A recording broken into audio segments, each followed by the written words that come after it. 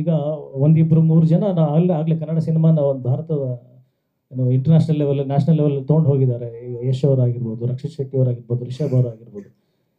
ನಂದು ಒಂದು ಕಾಂಟ್ರಿಬ್ಯೂಷನ್ ಕೊಡಬೇಕನ್ನೋದು ನನಗೊಂದು ಆಸೆ ಇದೆ. ಅಫ್ಕೋರ್ಸ್ ನಾನು ಇನ್ಸ್ಪೈರ್ ಆಗಿದೆ ಅಂತ ಹೇಳಿದ್ರೆ ತಪ್ಪೇನಿಲ್ಲ, ಅದ್ರಲ್ಲಿ ಖಂಡಿತ ನಾನು ಇನ್ಸ್ಪೈರ್ ಆಗಿದ್ದೀನಿ ಅವರೆಲ್ಲರಿಂದ.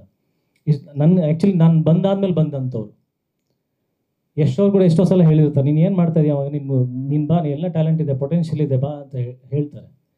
So of course I have been inspired. ಹೌದು, ನಾನು ಮಾಡ್ಬೇಕು, ಯಾಕೆ ಮಾಡಬಾರ್ದು ಅನ್ನೋದು ನನ್ನಿಂದನೂ ಒಂದು ಸ್ಫೂರ್ತಿ ಬಂದಿದೆ. ಸೊ ಈ ಒಂದು ಕಾರಣಕ್ಕೆ ನಾನು ಫ್ರಂಟ್ ಲೈನಲ್ಲಿ ಬರಬೇಕು ಅನ್ನೋದು ಬಿಟ್ಟರೆ ನಾನು ಕೋಟಿಗಟ್ಟಲೆ ರೆಮ್ಯುನರೇಷನ್ ತೊಗೊಳ್ಳೋ ಹೀರೋ ಆಗಬೇಕು, ಅಲ್ಲಿ ಕೂತ್ಕೊಂಡು ಮೆರಿಬೇಕು ಅನ್ನೋ ಉದ್ದೇಶ ಅಲ್ಲ. ಆಗಲೇ ಒಂದು ಮಾತು ಹೇಳಿದ್ರಿ, ನಾನು ಫ್ರಂಟ್ ಲೈನಲ್ಲಿ ಇರಬೇಕಂತ ಇಷ್ಟಪಡ್ತೇನೆ. ನೀವು ಆಲ್ರೆಡಿ ಫ್ರಂಟ್ ಲೈನ್ ಇದ್ದವರು, ಎಲ್ಲ ಒಂದು ಕಡೆಗೆ ನಿಮ್ಮ ಆಯ್ಕೆಗಳು ತಪ್ಪಾದ್ದರಿಂದ ಆ ಟ್ರ್ಯಾಕ್ ತಪ್ಪಾಯ್ತು. ಈಗ ಯುದ್ಧಕಾಂಡ ಮೂಲಕ ಮತ್ತೆ ಫ್ರಂಟ್ ಲೈನ್ ಬರೋದಕ್ಕೆ ಬಲವಾದ ನಂಬಿಕೆ ಇದೆ. ಫ್ರಂಟ್ ಲೈನಲ್ಲಿ ಬರೋದಕ್ಕೆ ಅಗೇನ್ ಅದ್ರ ಹಿಂದೆ ಸಾಕಷ್ಟು ಉದ್ದೇಶಗಳಿದ್ದಾವೆ. ಅದನ್ನು ನಾವು ಡೈಸೆಕ್ಟ್ ಮಾಡ್ತಾ ಹೋದರೆ ಅದರ ಒಳಗಡೆ ಸಾಕಷ್ಟು ಉದ್ದೇಶಗಳಿದ್ದಾವೆ.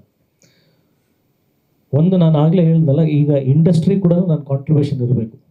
ಈಗ ನನಗೆ ಇಷ್ಟು ವರ್ಷಗಳು ನನ್ನ ಆಯ್ಕೆ ಸರಿನಾ ತಪ್ಪ ಅದು ಬೇರೆ ವಿಚಾರ, ಬಟ್ ಇಲ್ಲಿವರೆಗೂ ಬಂದಿದ್ದೀನಿಲ್ಲ, ಏನೋ ಒಂದು ಕರ್ಕೊಂಡು ಬಂದಿದೆಯಲ್ಲ ಸರ್. ಯಾರಿಂದ ಸಿನಿಮಾ ಫ್ಲಾಪ್ ಆಯಿತು ಅಂತ ನಾನು ಇವಾಗ ಅವ್ರನ್ನ ಬ್ಲೇಮ್ ಮಾಡೋದು ಬದಲು, ಆ ಫ್ಲಾಪ್ ಆಗಿರ್ಬೋದು, ಹಿಟ್ ಆಗಿರ್ಬೋದು, ಅವರೇ ಕರ್ಕೊಂಡು ಬಂದಿರೋದು ನನ್ನ ಇಲ್ಲಿವರೆಗೂ. ಈ ಸಾಮರ್ಥ್ಯ ನನಗೆ ಸಿನಿಮಾ ಪ್ರೊಡಕ್ಷನ್ ಮಾಡೋದಾಗಲಿ, ಇಷ್ಟು ಕೂತ್ಕೊಂಡು ಮಾತಾಡೋದಾಗಲಿ, ಒಂದು ಕಥೆ ಆಲೋಚನೆ ಮಾಡಿ ನಾನು ಸಮಾಜಕ್ಕೆ ಕೊಡಬೇಕು, ಚಿತ್ರರಂಗಕ್ಕೆ ಏನಾದರೂ ಮಾಡಬೇಕನ್ನೋ ಒಂದು ಶಕ್ತಿ ಬಂದಿರೋದೇ ಈ ಜರ್ನಿ.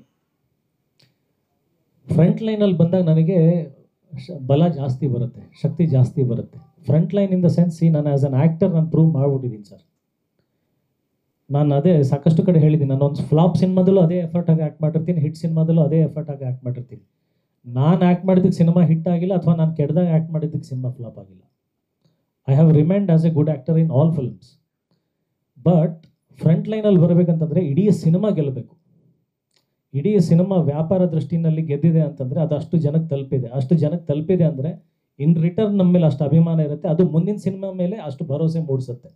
ಆ ಭರವಸೆ ಮೂಡಿದಾಗ ಏನಾಗುತ್ತೆ, ಮತ್ತೆ ನಾನು ಇನ್ನೊಂದು ಸಿನಿಮಾ ಆ ಭರವಸೆಯನ್ನು ಕೆಡಿಸ್ಕೊಳ್ದೆ ಮತ್ತೆ ಇನ್ನೊಂದಷ್ಟು ಅದು ದುಪ್ಪಟ್ಟು ಮಾಡೋ ಥರ ಪ್ರಯತ್ನ ಮಾಡಬೇಕಂದ್ರೆ ಮತ್ತೆ ಅದಕ್ಕೆ ಒಂದು ಹೂಡಿಕೆದಾರರು ಬರಬೇಕು, ಅದಕ್ಕೆ ನನ್ನ ಮೇಲೆ ನಂಬಿಕೆ ಬರಬೇಕು ಅವರಿಗೆ. ಅಜಯ್ಗೆ ಇಷ್ಟು ಹಾಕಿದರೆ ಇಷ್ಟು ಬರುತ್ತೆ ಅಂತ.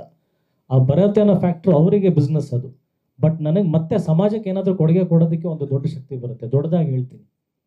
ಸೊ ಈ ರೀತಿ ಈ ಫ್ಯಾಕ್ಟರ್ಸ್ ಬೆಳೆಯುತ್ತೆ. ಸೊ ನನ್ನ ಒಳಗಡೆ ಒಂದು ಇರ್ತಕ್ಕಂಥ ಒಂದು ಸ್ಪಾರ್ಕ್ ಫೈರ್, ಸಮಾಜಕ್ಕೆ ಏನಾದರೂ ಮಾಡಬೇಕಂದ್ರೆ ಶಕ್ತಿ ಬರಬೇಕು. ಯಾವುದನ್ನ ನೀವು ಒಂದು ದೊಡ್ಡ ಪೋಸ್ಟಲ್ಲಿ ಕೂತ್ರೆ ತಾನೇ ನಿಮಗೆ ಒಂದು ಅಥಾರಿಟಿ ಬರೋಕ್ಕೆ ಸಾಧ್ಯ. ನಾನು ಬರೀ ಒಂದು ಸುಮ್ಮನೆ ಆ್ಯಕ್ಟಿಂಗ್ ಮಾಡ್ಕೊಂಡಿರ್ತೀನಪ್ಪ, ನಾನು ಊಟ ತಿಂಡಿ ಸಾಕು, ನನ್ನ ಮನೆ ನೋಡ್ಕೊಂಡಿದ್ರೆ ಸಾಕು, ನಾನು ಆ ಕಡೆ 4 ಸೈಟ್ ಮಾಡ್ಕೊಂಡು ಮನೇಲಿ ಇರ್ತೀನಿ ಅಂತ ಇದ್ದರೆ ನನಗೆ ಪ್ರೊಡಕ್ಷನ್ ಮಾಡೋ ಅವಶ್ಯಕತೆ ಇದ್ದಿಲ್ಲ, ನನಗೆ ಹೋರಾಟ ಮಾಡೋ ಅವಶ್ಯಕತೆ ಇದ್ದಿಲ್ಲ. ನನ್ನ ಉದ್ದೇಶ ನನ್ನ ಸಿನಿಮಾಗಳು ಕೊಡಬೇಕು, ನನ್ನ ಕಡೆಯಿಂದ ಕಾಂಟ್ರಿಬ್ಯೂಷನ್ಸ್ ಆಗ್ತಾ ಇರಬೇಕು, ಕನ್ನಡ ಸಿನಿಮಾಗಳಿಗೆ ಆಗಬೇಕು. ಈಗ ಒಂದಿಬ್ಬರು ಮೂರು ಜನ ಆಗಲೇ ಕನ್ನಡ ಸಿನಿಮಾನ ಒಂದು ಭಾರತದ ಇಂಟರ್ನ್ಯಾಷನಲ್ ಲೆವೆಲ್ ನ್ಯಾಷನಲ್ ಲೆವೆಲ್ ತೊಗೊಂಡು ಹೋಗಿದ್ದಾರೆ. ಯಶ್ ಅವರಾಗಿರ್ಬೋದು, ರಕ್ಷಿತ್ ಶೆಟ್ಟಿ ಅವರಾಗಿರ್ಬೋದು, ರಿಷಬ್ ಅವರಾಗಿರ್ಬೋದು. ನಂದು ಒಂದು ಕಾಂಟ್ರಿಬ್ಯೂಷನ್ ಕೊಡಬೇಕನ್ನೋದು ನನಗೊಂದು ಆಸೆ ಇದೆ. ಅಫ್ಕೋರ್ಸ್ ನಾನು ಇನ್ಸ್ಪೈರ್ ಆಗಿದೆ ಅಂತ ಹೇಳಿದ್ರೆ ತಪ್ಪೇನಿಲ್ಲ, ಅದ್ರಲ್ಲಿ ಖಂಡಿತ ನಾನು ಇನ್ಸ್ಪೈರ್ ಆಗಿದ್ದೀನಿ ಅವರೆಲ್ಲರಿಂದ. ಆ್ಯಕ್ಚುಲಿ ನಾನು ಬಂದಾದ್ಮೇಲೆ ಬಂದಂಥವ್ರು. ಎಷ್ಟೋ ಕೂಡ ಎಷ್ಟೋ ಸಲ ಹೇಳಿರ್ತಾರೆ, ನೀನು ಏನು ಮಾಡ್ತಾ ಇದೀಯ, ಅವಾಗ ನೀನು ಬಾ, ನೀ ಎಲ್ಲ ಟ್ಯಾಲೆಂಟ್ ಇದೆ, ಪೊಟೆನ್ಷಿಯಲ್ ಇದೆ, ಬಾ ಅಂತ ಹೇಳ್ತಾರೆ. So of course I have been inspired. ಹೌದು, ನಾನು ಮಾಡ್ಬೇಕು, ಯಾಕೆ ಮಾಡಬಾರ್ದು ಅನ್ನೋದು ನನ್ನಿಂದನೂ ಒಂದು ಸ್ಫೂರ್ತಿ ಬಂದಿದೆ. ಸೊ ಈ ಒಂದು ಕಾರಣಕ್ಕೆ ನಾನು ಫ್ರಂಟ್ ಲೈನಲ್ಲಿ ಬರಬೇಕು ಅನ್ನೋದು ಬಿಟ್ಟರೆ ನಾನು ಕೋಟಿಗಟ್ಟಲೆ ರೆಮ್ಯುನರೇಷನ್ ತೊಗೊಳ್ಳೋ ಹೀರೋ ಆಗಬೇಕು, ಅಲ್ಲಿ ಕೂತ್ಕೊಂಡು ಮೆರಿಬೇಕು ಅನ್ನೋ ಉದ್ದೇಶ ಅಲ್ಲ.